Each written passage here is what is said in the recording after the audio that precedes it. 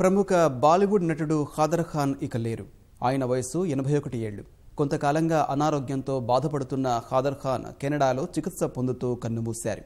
స్థానిక కాలమానం ప్రకారం సోమవారం సాయంత్రం 6 గంటల సమయంలో ఖాదర్ ఖాన్ తుదిశ్వాస విడిచినట్లు ఆయన కుమారుడు సర్ఫరాజ్ వెల్లడించారు. కెనడాలోనే ఆయన అంత్యక్రియలు నిర్వహించనున్నారు. 17 వారాలుగా ఆసుపత్రిలోనే ఉన్న ఖాదర్ ఖాన్ సోమవారం మధ్యాహ్నం కోమాలోకి వెళ్లారు.